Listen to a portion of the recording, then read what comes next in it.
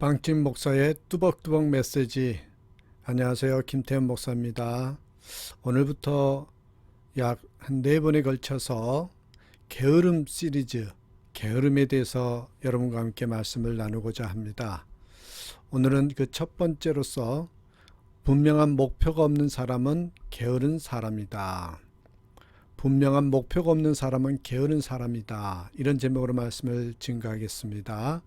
오늘 주시는 말씀은 잠언 13장 4절의 말씀입니다. 게으른 자는 마음으로 원하여도 얻지 못하나 부지런한 자의 마음은 풍족함을 얻느니라. 이 말씀을 가지고 함께 오늘 게으름 시리즈 첫 번째 얘기를 나눕니다. 먼저 국어사전에 찾아보았습니다. 게으름이란 무엇인가? 그랬더니 이렇게 써 있더라고요. 옆에 써 있지요. 행동이 느리고 움직이거나 일하기 싫어하는 태도나 버릇, 이렇게 되어 있습니다. 태도나 버릇이라는 단어가 제 마음속에 와 닿더라고요. 한마디로 손발이 움직이지 않는 것입니다. 그런데 여러분 아십니까? 위장된 게으름이 또한 있습니다. 게으름이 아닌 것 같은데 게으른 것이 있어요. 위장된 게으름. 여기 뭐라고 써 있습니까? 해야 할 일을 하지 않고 중요하지 않는 일에 매달리는 모습. 해야 할 일을 하지 않고 중요하지 않는 일에 매달리는 사람은 이 위장된 게으름을 가진 사람이다. 이렇게 말씀을 드릴 수 있습니다. 예를 들면 당장 내일이 시험인데 공부는 하지 않고 책상 정리하고 대청소를 하는 사람이 있습니다. 이 경우 게으르지 않는 것처럼 보이지만 사실은 게으른 사람입니다. 운동량으로 그 기준을 봤을 때, 운동량의 그 기준을 봤을 때 요 게으름을 판단하기 때문에 착각하는 거예요. 게으름은 여러분 아까 말씀드렸죠. 행위 자체가 아니라 태도라 이렇게 표현을 했습니다. 태도입니다. 태도. 그러면 여러분 우리 게으름의 정의를 좀 더 명료하게 한번 찾아볼까요? 게으름이란 옆에 써 있어요. 삶의 에너지가 저하되거나 흩어진 상태. 삶의 에너지가 저하되거나 흩어진 상태랍니다. 그래서 또 재밌는 게 게으름에는 작은 게으름과 큰 게으름이 있습니다. 먼저 작은 게으름이란 자세히 보세요. 삶의 주변 영역에서 에너지가 저하된 상태를 말합니다. 삶의 주변 영역. 예를 들면 옷을 벗어놓고 잘 치우지 않는다든가 잘 씻지 않는다든가 정리정돈을 잘못한다거나 또 아침잠이 많다든지 이런 것들에 해당됩니다. 이런 것들은 말 그대로 작은 게으름입니다. 사실 이 정도 게으름조차 없는 사람은 없을 거예요. 그죠? 이 정도는 다 있을 겁니다. 그렇다면 큰 게으름이 무엇일까요? 여기서 중요한 단어가 삶의 중심 영역에서 에너지가 저하된 상태입니다. 밑줄 그어야 될 것이 삶의 중심 영역 이거죠. 이 삶의 중심 영역의 핵심은 뭐냐면 더 나은 삶을 추구하는 지향성입니다. 어제보다 오늘 더 나아지는 삶을 살려고 하는 것이 여러분의 중심 영역의 핵심이란 단어입니다. 기독교 용어로 말하면 뭡니까? 변화와 성숙입니다. 여러분 예수를 믿고 시간이 지나면 지날수록 우리는 변화되고 성숙돼야 되거든요. 이런 기준으로 보면 하루를 열심히 사느냐 안 사느냐가 중요한 것이 아닙니다. 오늘 하루가 내일로 연결돼서 이 삶의 지향성을 갖느냐 아니면 그냥 하루하루의 연속으로 다람쥐 쳇바퀴듯이 어제 오늘 똑같은 그런 영역으로 마치 이렇게 지향성이 없이 그냥 영속적으로 쳇바퀴 도는 것처럼 사는 거, 여러분 그게 소위 말하면 큰 게으름에 해당된다는 것입니다. 열심히 일을 하고 있더라도 이 지향성이 없다면 그것은 큰 게으름에 속한다. 반면에 여러분 휴식을 취하더라도 내일을 위해서 스스로 택한 휴식이라면 그것은 결코 게으름이 아닙니다. 오늘과 내일을 이 연결할 끈을 가지고 있는 사람은 게으르지 않습니다. 게으른 사람들에게는 내일은 오늘의 반복일 뿐인 거죠. 결국 꼭 빈둥거리는 것만이 게으름이 아닙니다. 요 방향성이 없이 똑같은 하루를 반복하고 중요한 일을 뒤로 한 채 사소한 일에 매달리는 것, 완벽주의라는 덫에 빠져서 결정 없이 어떤 결정을 하지 못하고 계속 미루고 늘 바빠 보이지만 실속은 없고 똥줄이 타야만 일이 되는 사람이 있습니다. 또 능력이 됨에도 불구하고 도전하지 않는다면 그것 또한 게으름이랍니다. 여러분 또 이런 말 들어보셨습니까? 아까 위장된 게으름 이런 이야기 했지만 변장된 게으름도 있답니다.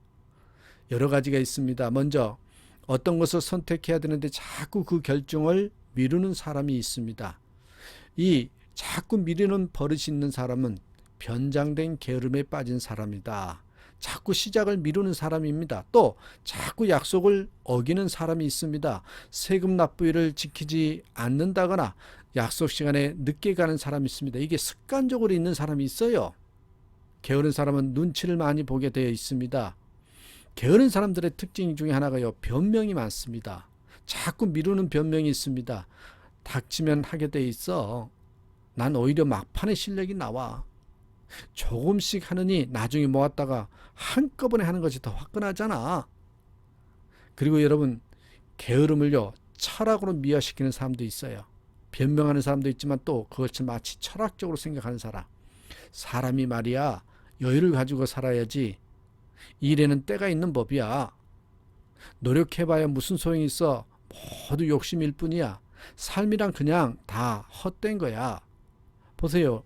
게으름은 자신의 선택이 아니라고 부인한 사람들도 있단 말이죠. 자신의 선택이 아니라고. 원래는 선택이잖아요. 난 천성이 게을러. 우리 집안 내력이야. 회사 일이 워낙 바빠야 말이지. 그 일을 할 상황이 안 된다고. 그렇다면 여러분 이제 이런 변명에 대해서 또 게으름에 대해서 또 다양한 게으름의 모습이 있다는 걸 말씀드렸는데 이제 본격적으로 이 영적 의미에서의 게으른 사람이 어떤 사람인지를 한번 우리 말씀을 통해서 확인해 보고자 합니다. 세 가지가 있는데요. 오늘은 한 가지만 소개하고 내일은 나머지 두 가지를 나누도록 그렇게 하겠습니다. 먼저 첫 번째입니다. 우리 영적인 의미에서 게으른 사람은 어떤 사람인가? 첫째입니다. 이렇게 써놨어요. 분명한 목표가 없는 사람은 게으른 사람이다. 분명한 목표가 없는 사람은 게으른 사람이다. 혹시 뜻없이 그 되풀이되는 고단한 삶을 살고 있지는 않으신지요? 쉴 새 없이 바쁘게 하루를 보내고 있지만 자신의 인생에서 하나님은 빠져 있는 것 같지 않습니까? 하나님의 일을 열심히 하는데 정작 하나님과의 친밀한 관계는 누리지 못하고 있지는 않습니까? 만약 그렇다면 여러분이 아무리 성실하고 근면하게 살고 있다 할지라도 그것은 부지런한 삶이 아닙니다. 결론적으로 말씀을 드리는 거예요. 자, 여러분 게으른 사람의 가장 큰 특징이요. 일상적인 것에서 진전이 없는 삶입니다. 변화와 성숙이 없고 발전이 없다는 거예요. 맨날 아까 말씀드린 것처럼 다람쥐 쳇바퀴 돌듯이 반복되는 삶을 살고 있는 것. 이 말씀 한번 볼까요? 잠언 26장 14절을 한번 보시기 바랍니다. 게으른 자의 모습을 이 회화적으로 묘사하고 있습니다. 읽어드릴게요. 문짝이 돌적기를 따라서 도는 것 같이 게으른 자는 뭐래요? 침상에서 구느니라. 이 돌적기란 것이 여러분 문설주에 달아서 여닫게 하는 장치입니다. 문을 닫을 때 문을 지탱하면서 동시에 열렸다 닫혔다 움직일 수 있도록 아래와 위로 박는 것인데 암수 두 개의 쇠붙이로 되어 있죠. 일단 문이 만들어지면 문은 열리든 닫히든 계속 이것을 중심으로 움직입니다. 그걸 뭐래요? 돌적기 이렇게 부릅니다. 그런데 게으른 사람은 문이 이렇게 돌적기를 따라 움직이는 것처럼 무엇을 하건 뭘 중심으로? 침대를 중심으로 움직인다는 겁니다. 침대가 그 인생의 돌적기가 되어서 무엇을 하건 거기서 벗어나지 못하고 그 주변만 맴돌다가 이내 그리고 또 복귀하고 만다는 겁니다. 이렇게 살기 때문에 게으른 사람에게는 뭐가 없다? 발전이 없다는 것입니다. 발전이 없다는 것입니다. 그렇습니다. 어떤 목표를 이루기 위해서는 희생이 있어야 합니다. 제가 옆에 사진을 하나 올려놨습니다. 얼마 전 잡지책에서 세계적으로 인정받은 한국인 발레리나 이 강수진 씨의 발의 사진입니다.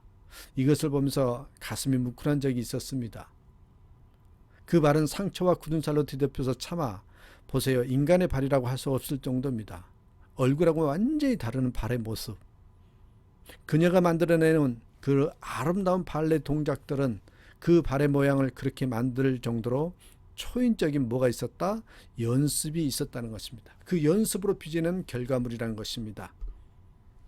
분명한 목표가 없이 하나님을 향한 추구함이 없이 그냥 되는 대로 하루하루 살아가는 것이 바로 게으른 사람의 모습입니다. 그런데 여러분 오해하지 마시기 바랍니다. 나는 침상에서 구르지 않는다. 나는 그럴 시간이 없다. 나는 하루 종일 너무 바쁨으로써 이 구절은 나에게 해당되지 않는다. 그렇게 생각하면 그것은 여러분 또한 틀린 생각일 수도 있습니다. 아무리 하루를 분주하게 살아도 우리에게 하나님의 자녀로서 마땅히 가져야 할 분명한 목표가 없다면 그 사람은 게으른 사람이다. 이렇게 말씀드릴 수 있습니다. 그렇습니다, 여러분. 우리가 착각하는 것 중에 이 부지런함을 가장한 게으름이라고 하는 게 너무 많아요. 여러분 바쁘게 산다고 해서 모두 하나님 앞에 부지런한 것은 아닙니다. 자기가 무엇을 하고 있고 왜 그것을 하고 있으며 그것을 통해서 하나님께서 어떻게 영광을 받으시는지 모르면서 분주하게 사는 것이 여러분 문이 돌적길을 따라 단지 바쁘게 도는 것 같은 삶일 뿐입니다. 육체적으로 볼 때는 게으른 삶이 아니지만 그의 내면의 영적 세계는 하루 종일 침상을 구르는 사람보다 크게 나을 것이 없습니다. 여러분 이러한 상황을 우리는 부지런함을 가장한 게으름이라고 부릅니다. 아무리 하루를 분주하게 살아도 그에게 하나님의 자녀로서 마땅히 가져야 할 목표가 없다는 것은 게으른 것입니다. 바쁘다는 핑계로 자신의 영적인 삶을 내팽개치는 경우가 얼마나 많은가요? 아무리 예배에 열심히 참여하는 크리스천이라고 하더라도 자신의 영혼에 참된 변화가 없는 것에 대한 정직한 고뇌가 없다면 저는 분명히 말씀드립니다. 영적으로 게으른 자다. 변화되지 않는 자신을 향한 여러분 진지한 염려와 경건한 근심이 없다면 그는 게으른 자입니다. 내 인생이 이렇게 살아서는 안 되는데 하나님 보시기에 기쁘지 않는 모습인데 그런 염려와 그런 근심이 없다면 게으른 자인 것입니다. 진리를 알고자 하는 실천적인 열심이 없으면 그는 영적인 게으른 자입니다. 그것을 도우시는 하나님의 은혜에 대한 사모함이 없는 삶은 혹여나 종교 생활일지 모르지만 신앙생활은 아닙니다. 쉴 새 없이 바쁘게 하루를 보내고 있지만 자신의 인생에서 하나님은 빠져 있는 것 같지 않은지요.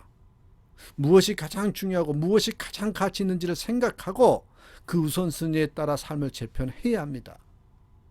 하나님이 주신 제한된 자원인 이 시간을 낭비하게 만드는 게으름은 여러분 죄임을 선포합니다.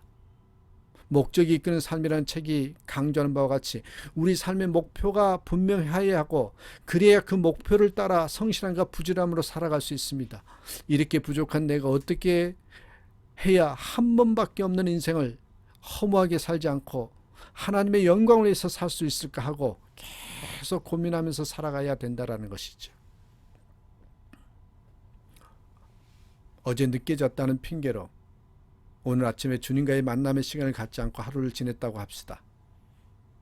이것이 어떻게 생각하면 작은 게으름, 아니 게으름이 아닌 것으로도 생각할 수 있습니다. 하지만 한번 생각해 보세요. 우리가 회사 일로 새벽처럼 출근해야 할 때 어제 늦게 잤다는 핑계로 출근하지 않는 경우가 있습니까? 그걸 생각할 때 하나님의 자녀인 성도가 하루를 시작하는 그런 시간에 주님과의 시간을 갖지 않음이 마치 하나님과의 관계를 깨뜨리기 시작하는 여러분 영적인 게으름의 시작이라는 점을 깨달아야 한다는 것입니다. 일상적인 바쁨의 생활로 감춰질 수도 있는 그 영적인 게으름을 우리는 경계해야 한다는 것입니다.